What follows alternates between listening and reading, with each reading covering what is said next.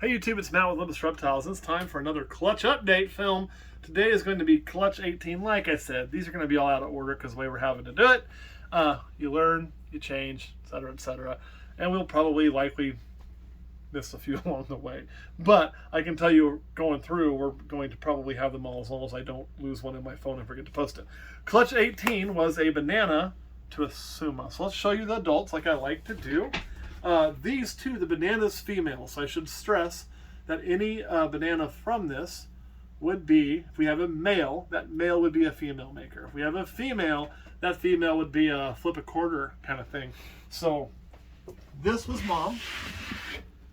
Of course, is in the back here. Oh, girl, don't be afraid. Don't be afraid. That is her. So you can see her colors as an adult. Really nice looking. Looks like chocolate chips are all over her. It's pretty normal for these. Oh my God, get off mites. Not mites. Just how they look.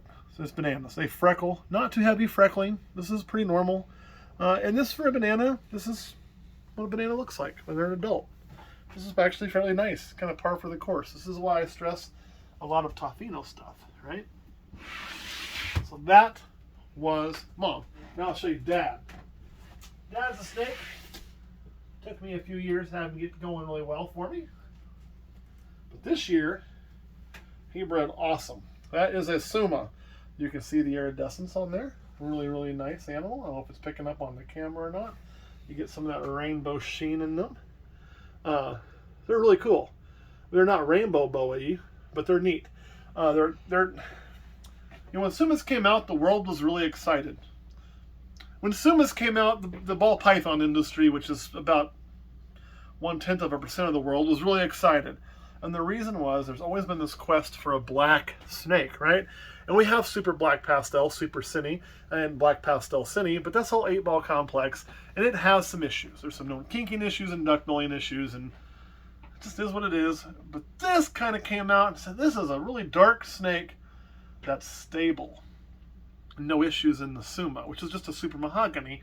However, if you're going to be honest with yourself, the iridescence on these is, I think, better than cinnamon black pastel or super versions. But it's not black. This thing is dark chocolate brown. It's just not black. That's okay. We have found a way, not we, the ball python community, has found a way to turn this to black. So if you don't have mahogany, but you want a black snake, you need mahogany. You can do Suma GHIs. It's called an abyss. You can look it up on Morph Market. You can add other darkening genes to this, like black pastel, things like that. And you can do really cool, amazing stuff. Also, because it's kind of the closest thing in the ball python world I've seen to a patternless that you can reproduce that's not white. I don't think there's a patternless ball python. Is there a patternless ball python? Is it still surviving where you can actually get it, though? I have never seen one at a show. Well, no, it's because the hats right now are $20K. Oh, okay. Well, fuck that. Don't spend fire truck that. Don't spend $20K on a hat. This has got no pattern, and you can add something like banana to it and get some really cool colors. It won't be a solid color like we'd hoped, but it will be very, very neat. Other things you can do. So if you want to go to some different colorations and things like that, you will be able to. But enough about my suma guy. I'll put him up, and we're going to show you the offspring. Now, none of the offspring will look like him, because the banana was just a banana. However, don't worry your pretty little heads. I'm raising up a banana mahogany female that will be ready in a few years that we can then do sumas and suma bananas. I got you. We'll start pulling out these babies. 221801. Here it is. Now, these are all going to be really light, because these are fresh shed babies, have not had nor been offered their first meal yet. So they are all brand new to the world, just a few weeks, not even probably a few weeks old, like a week old out of the egg wise anyway. And this first one is a nice looking mahogany. Now you may be saying to yourself, Matt, what is nice looking about mahogany? It looks kind of like a normal. You need to be right. It kind of does. It's darker. There's some good flaming in these things. The head's darker than most normals. But this is not a single gene morph that you're going to go, damn, when you look at it, okay? It's just not that. That's not what mahogany is. Not all morphs are going to be that way.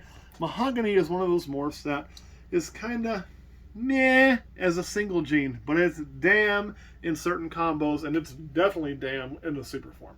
So it is something that you want to get. If you think you'd have a hard time identifying this and you don't want to mess with all that, then do what I did and get yourself a Suma. See, sometimes I say things that aren't marketing well for me. I have no Sumas to sell, yet I'm telling you it sometimes is worth the money if you're going to breed these and you feel like you'd have a hard time recognizing it. Just buying the damn Suma so you never think you breed it to. It's going to produce mahogany. See how simple that was? Let me put this one back up and I'll get you number 2. This one was a little male. This is a very weird clutch when it comes to the sexes. Ugh.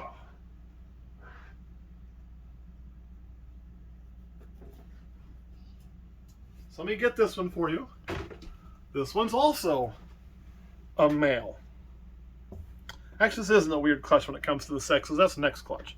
This one's about the same size. The other one, pretty consistent. Again, nice mahogany. You can see the mahogany on a good one right through here pretty easy. It's just darker. It's got that flaming kind of tombstoning. The alien heads are usually a little bit not as developed with big eyes, you know. So it does show. And for the guy who's going to complain there's no microphone, again, these updates are going to be filmed really, really quick is a new goal for how we want to do it. That means they do get cell phone film, so my audio isn't going to be as good, nor will our production value be as good as when Kurt runs out. 3 minutes left. Ooh, I better hurry. We put this thing up. Next up will be something a little bit better.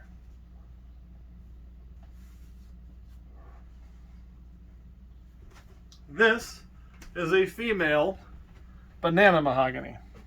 Now you can see a lot more purple, really good oranges. These banana mahoganies are really rock ass. Being a female, it's going to produce both males and females, but your males from it should be female maker, I believe. So we'll go ahead and put that one back up. I can tell you I've kept one of these. They age wonderfully. Especially when they have paradoxing. Well, yeah. That helps a little bit. The one I kept was a paradox, that's for sure. This one's a little pistol.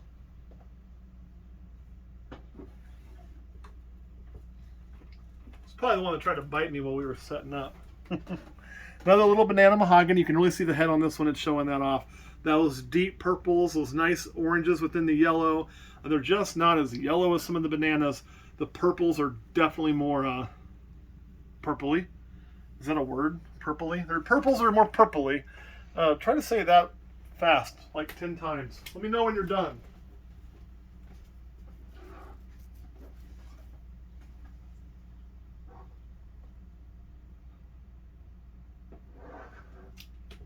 Last but not least, another banana mahogany.